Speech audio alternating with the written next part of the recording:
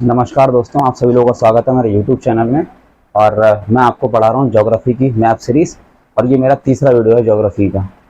ठीक है। और आज मैं आपको पढ़ाऊंगा पंचप्रयाग, मतलब कौन कौन सी नदियाँ का संगम होता है और कौन कौन से 5 प्रयाग हैं, वो हम ट्रिक के साथ समझेंगे। ठीक है, ट्रिक 1 ट्रिक 2, ये आपको भी पता लग जाएगा। ट्रिक 1 और ट्रिक 2, इन दोनों ट्रिक्स के साथ कितनी आसानी से आप इसको, जितनी देर की वीडियो होगी उतनी देर में आप समझ जाओगे कि कैसे याद रखना है मुझे। ठीक है।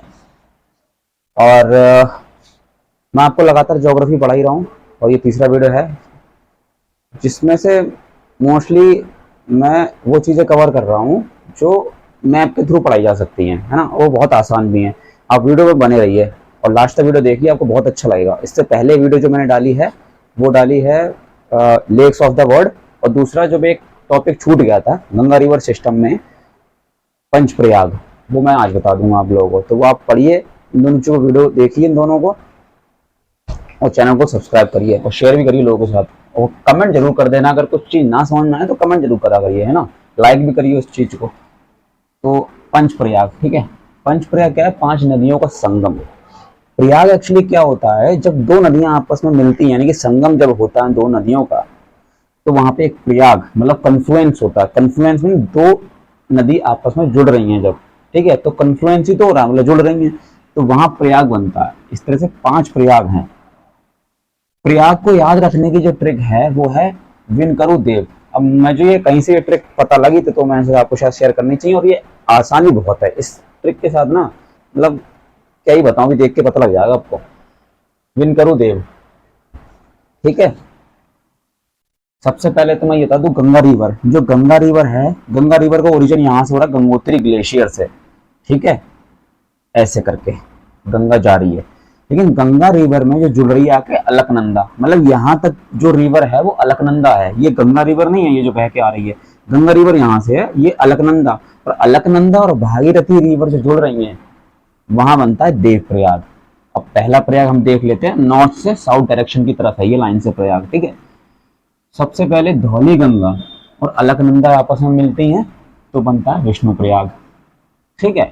अब ये धौली गंगा आगे जाती जाती जाती है तो यहाँ पे नंदकनी रिवर मिलती है, नंदकनी रिवर मिलती है तो वहां पे बनता है नंद प्रयाग। अब ये रिवर फिर आगे आ रही है, ठीक है। आगे ये 1 मिनट, ये अलकनंदा है, ठीक है। अलकनंदा ऐसी आगे आती है, आगे आती है, यहाँ पे पिंडार गंगा से जब मिलती है तो यहाँ पे बनता है कर्णप्रयाग। फिर ये रिवर और आगे आती जा रही है, अलकनंदा जब महा मंदकनी से मिलती है आके, तब रुद्रप्रयाग बनता है यहाँ पर। और फाइनली जब अलकनंदा भागीरथी रिवर से जब मिलती है आके, तो बनता है देवप्रयाग।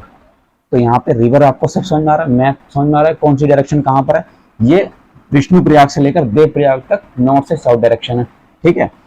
और क्या है ना, ये लास्ट में गंगा, और ये यमुना जो निकल रही है, आपने दिखाई होगा, इसलिए पिछली वाली वीडियो मैंने बताया था कि यमुना यमुनोत्री ग्लेशियर से निकलती है। गंगोत्री, यमुनोत्री, केदारनाथ और बद्रीनाथ, ये चारों क्या है? ग्लेशियर हैं। और ये जो संगम हो रहा है वो उत्तराखंड में हो रहा है, ठीक है। अच्छा, और ये यमुना रिवर बह के निकल जाती है, जो मैंने बताया था सबसे बड़ी ट्रिब्यूटरी है यमुना रिवर की। और आप कमेंट में बताना, सॉरी, यमुना रिवर जो है सबसे बड़ी ट्रिब्यूटरी है गंगा रिवर की। और आप लोग कमेंट में बताना कि यमुना रिवर की सबसे बड़ी ट्रिब्यूटरी कौन सी है। मैंने उस वीडियो में बताया था, इससे पिछली वाली वीडियो में। चलिए आगे बढ़ते हैं। अब ट्रिक्स देखिए क्या है। ये आपको सारा मैप समझ में आ गया। ट्रिक देखो, विन करो देव, विन करो यानी कि वी से विष्णु प्रयाग, ना से नंद प्रयाग, का से कर्ण प्रयाग, रा से रुद्र प्रयाग और देव से देव प्रयाग, ठीक है। अच्छा, ट्रिक 2 DNPMB, यह किस लिए है? ये ट्रिक है प्रयाग को याद करने के लिए, ठीक है। और ये है रिवर्स को, DNPNB, डी से धौली गंगा, एन से नंदकनी, पी से पिंडार गंगा, एम से मंदकनी और बी से भागीरथी, ठीक है। अब आपने ये देख लिया कितना आसान तरीका है ना याद करने का इसका, मतलब बहुत आसानी से चीज याद हो जाएगी आपको। अब एक बार अगर नहीं वीडियो देखते देखते मेरे हिसाब से तो याद हो जाएगा, नहीं भी याद होना है ना तो एक बार वीडियो को दोबारा देख लीजिए, आराम से हो जाएगा। अच्छा, इसकी इंपॉर्टेंस क्या है? ये क्यों पढ़ाया जा रहा है पंचप्रयाग? पंचप्रयाग इसलिए पढ़ाया जा रहा है क्योंकि एग्जाम पॉइंट ऑफ व्यू से बहुत ज्यादा इंपॉर्टेंट है। कई बार क्वेश्चन आता है यूपीपीसीएस में भी, सीजीएल में, यूपीएससी में, और जितने ऐसे सारे एग्जाम्स जिसमें जीके आती है उसमें ये क्वेश्चन आता है कि विष्णु प्रयाग किन दो रिवर से जुड़कर बनता है। ऑप्शन ए में मंदकनी, अलकनंदा, धौली गंगा, ऐसे दो दो को कॉम्बिनेशन के साथ 4 ऑप्शन दे देंगे। अब बताना पड़ेगा, पता अगर आपने देखा होगा वीडियो तो आप बताएंगे अलकनंदा धौलीगंगा अगर जहाँ मिलती है वहां बनता है विष्णुप्रयाग, पिंडार गंगा और अलकनंदा मिलती है तो बनता है कर्णप्रयाग। ठीक है। अच्छा, इसकी इंपॉर्टेंस क्या है? एक तो high spiritual and cultural importance है, क्योंकि गंगा नदी को क्या है बहुत पवित्र नदी माना जाता है ना।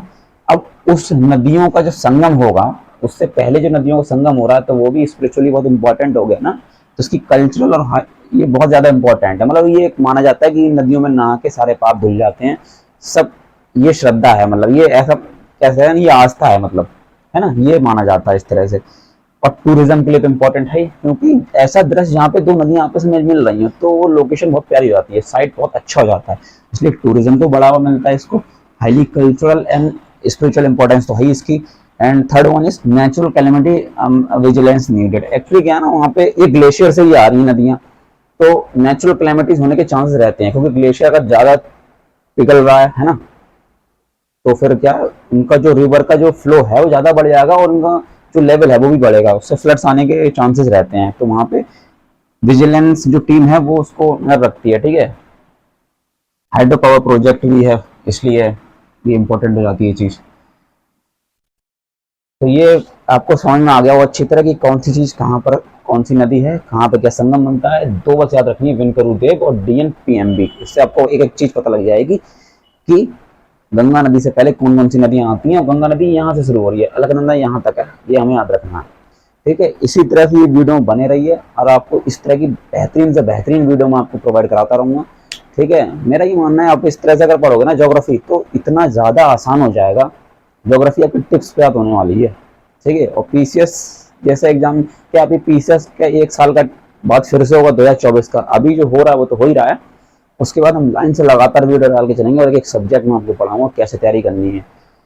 और मैं एक चीज 2 चीज आपको और बता रहा हूँ इसी वीडियो के साथ में कि मैंने एग्जाम निकाला IBPS PO का, IBPS क्लर्क का और UPSI का। तो इसके साथ क्या है, मैंने काफी GK एक्चुअली पढ़ चुका हूँ मैं। तो इससे क्या मैं अपना एक्सपीरियंस आपके साथ शेयर भी करूंगा और मैंने कैसे निकाली है सारे एग्जाम्स को, मैंने कैसे एग्जाम्स को निकाला है मैं वो भी आपको बताऊंगा, कौन कौन सी बुक्स इंपॉर्टेंट है, कौन कौन सी नहीं। IPS का भी आप हाल ही में वैकेंसी आने दीजिए, उसके बाद मैं आपको बाकायदा एकदम पूरी स्ट्रेटेजी के साथ बताऊंगा क्या करना है हमको।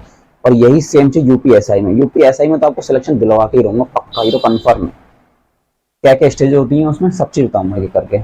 इसी नेक्स्ट वीडियो में मैं आपको डिस्कस अच्छी तरह से करूंगा पूरा कि क्या करना है क्या नहीं करना है। ठीक है। धन्यवाद दोस्तों, इसके साथ अलविदा कर दें।